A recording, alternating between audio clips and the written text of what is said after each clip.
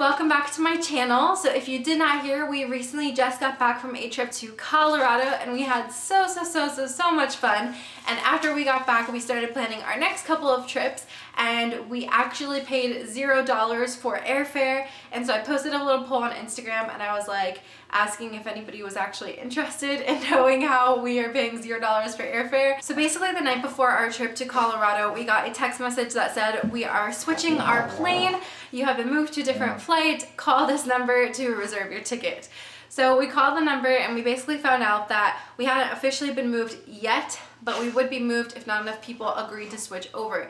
And it was going to change our plans by quite a significant amount of time, about 4 or 5 hours. We would arrive later to Colorado and we had planned for the whole day to be able to enjoy and have fun. But basically they were like, you have the chance to switch over now or you might get switched over and you will not receive any compensation. So we were like, okay, we'll just switch over, that's fine. And we each received a $600 travel voucher for that. So that brought us to $1,200 for the first flight. Then the second flight, which was our layover from Austin to Denver, that flight got delayed by another 4 or 5 hours. So we basically lost our entire first day in Colorado. We luckily didn't have to worry too much because we were staying with my sister, so we didn't have to worry about like accommodations or anything like that. But because that second flight got delayed by such a significant amount of time, we also received another $200 each for that delay. So in total right now, that is $1,600 that we have put aside. So then going back from oh wait, actually there's another part to the story. So then when we finally got on the plane from Austin to Denver, we were sitting there for probably like 30 minutes and the pilot was not on board. And it took like another 30 minutes, probably another 30 minutes. He never got on board.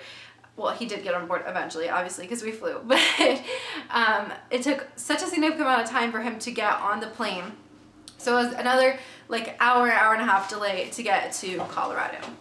So finally we had our wonderful trip. We were going back home to Orlando and we were doing a red-eye flight, which is basically an overnight flight back to Orlando, which was supposed to get back here at like 6 in the morning. And then right before we were about to leave for the airport, a couple hours before, we received a message that our flight had been delayed by another few hours.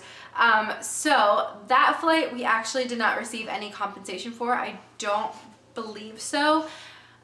So the next day we called Frontier, which is my second tip to you guys, is to call your airline or call any accommodations that may have been messed up for you and to politely explain your situation.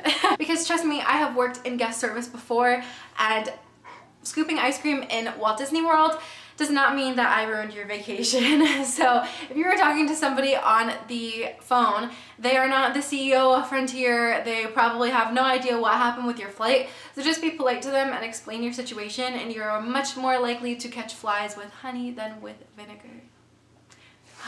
So anyway, we called Frontier and we were explaining our situation.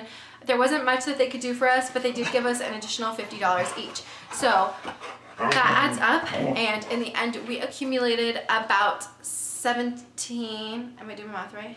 We accumulated about $1,700 to use on future flights. So overall, my advice to you guys is to be open to change and to call your airline or any accommodations that you may have had to explain your concerns. I definitely think it is worth a shot for you. We got very lucky. That's probably going to pay for our next 3 or 4 trips, which we were not expecting to have that money, which is very helpful. So anyway guys, I hope you enjoyed this video. I hope I helped you out a little bit, hopefully a lot of it. I always just think you have to book that first trip and just take the chance, and you never know how far you'll go. Basically, my first trip that I planned for myself, I was in college, I was making like $100 a week, and I really wanted to go to Disneyland, so I was like, I'm just gonna start saving now, and if I save now, I'll save like $6 a week, and like in a year and a half, I'll be able to go to Disneyland. And I actually did that, and it has paved the way for a lot of travel in the future.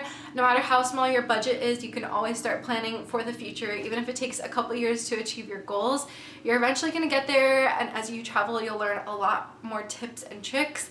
And I will be showing you as many tips and tricks as I can on this channel as well as a budget traveler. Anyway guys, I hope you have a wonderful week. I hope you're having a wonderful start to the month of September, and I will see you on Thursday with a vlog. Bye! Trust me, I have worked in guest service before, and it is not fun being a freaking ice cream employee at Disney World and having you tell me that I ruined your vacation, because A, all I do is serve ice cream for $10 an hour, and B, I have no power whatsoever in the parks. And I apologize for my dog growling in the back. Be quiet.